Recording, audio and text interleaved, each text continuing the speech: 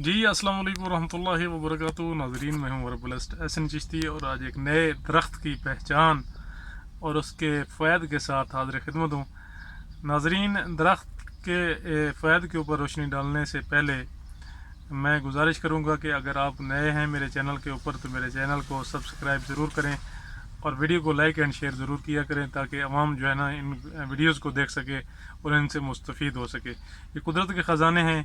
कुदरत के ख़जाने जो हैं ये जा बजा जो है ना फैले हुए हैं और आप भी इनसे मुस्तफ़ीद हो सकते हैं। तो नाज़रीन, दरख्त जो है जिसके मैं फ़ायद बयान करने लगा हूँ, इसको जाल का दरख्त कहते हैं। वैसे पंजाबी में इसको पीलू कहते हैं। पीलू जो है, पीलू का दरख्त, इसकी मिसवाक जो है जड़ की से मिसवाक भी बनाई जाती है और ये सदियों से, हज़ारों सालों से ये इस्तेमाल हो रहा है।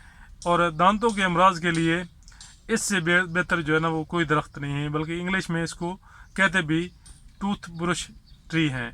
तो आए नाजरीन, मज़ीद फ़ायदे के ऊपर रोशनी डालते हैं और साथ आपको पहचान भी कराते हैं। लेट्स गो प्लीज़, मेरे साथ रहिए। Let's start. जी नाजरीन, ये है जाल का दरख्त। इसको पीलू का दरख्त भी कहते हैं, पंजाबी में इसको पीलू कहते हैं। पीलू इसको इस वजह से कहा जाता है कि इसके ऊपर पीले पीले पीलू की तरह ही छोटे छोटे फल लगते हैं।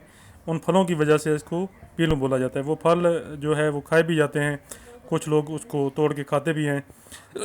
इसके अगर नामों के ऊपर बात करें तो इसको पंजाबी में पीलू, उर्दू में जाल, अरबी में अराक, फ़ारसी में दरख्त मिसवाक, बंगाली में छोटा पीलू, सिंधी में खड़, फल को पीरू कहते हैं। अंग्रेज़ी में इस दरख्त को टूथ ब्रश ट्री कहते हैं। टूथ ब्रश ट्री इस वजह से कहा जाता है कि इसका मिसवाक जो है वो अपनी मिसाल आप है। इसका मिसवाक जो है हमारे नबी पाक सल्लल्लाहु अलैहि वसल्लम ने भी इसका मिसवाक जो है ना वो ख़ुद इस्तेमाल फरमाया है और इसके मिसवाक को बुरश के तौर पे इस्तेमाल करना सुन्नत रसूल सल्लल्लाहु ताला अलैहि वसल्लम भी है।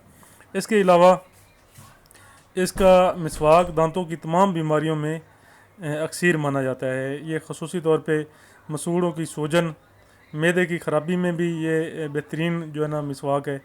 इसके अलावा मसूड़ों से पीप आना, खून आना या दांतों का दर्द वगैरह, इसमें ये मिसवाक अपना बेहतरीन काम करता है।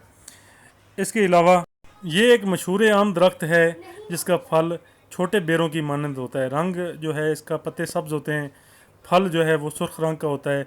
जायका कदरे शोर, मिजाज इसका जो है गर्म खुश्क है दूसरे दर्जे में।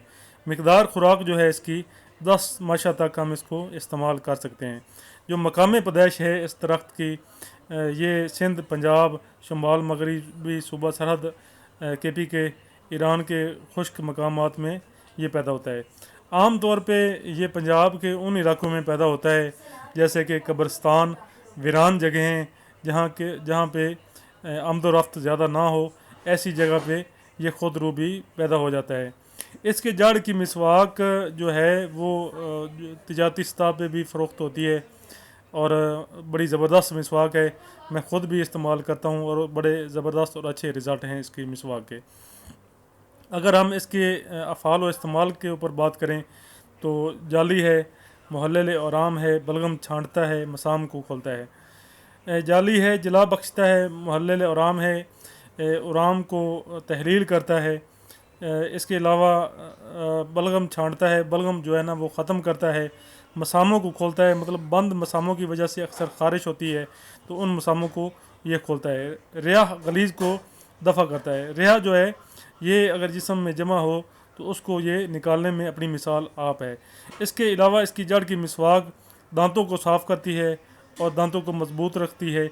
इसकी छाल जो है, इसका जोशांदा बतौर मुकव्वी व मुहर्रिक इख्तबास से तम्स में पिलाते हैं। इसका फल कासर रिहा, मुद्रे बोल और मुलयन तबाह, मतलब रिहा को ये ख़त्म करता है, पेशाब को ये खोलता है और छोटा पेशाब भी खोलता है और बड़ा पेशाब भी खोलता है। इसके अलावा इसका जो फल है वो खिलाते हैं जब सुहागा के साथ मिला के खिलाते हैं। जब कोई जहरीला जानवर या जहरीली चीज़ कोई काट ले तो इसका फल खिलाने से आराम आ जाता है, सुकून आ जाता है।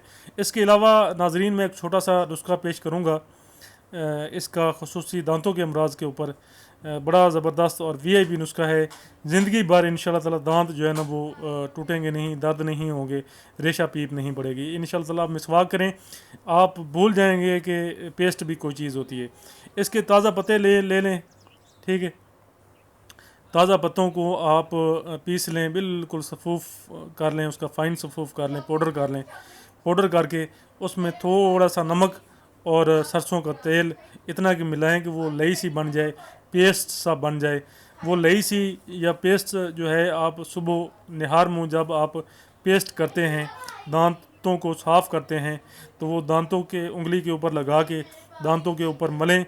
इंशाअल्लाह ताला कभी भी दांतों की कोई भी बीमारी आपको नहीं होगी। ये नुस्खा जो है, ये हकीम तारिक महमूद चुगताई साहब का ये नुस्खा है, और उनके जो आबाओ अजदाद में से ग़ालिबन कोई लेडीज़ थी वो इस्तेमाल करती थी, और उनकी ता हयात जो है ना उनके दांत ख़राब नहीं हुए थे।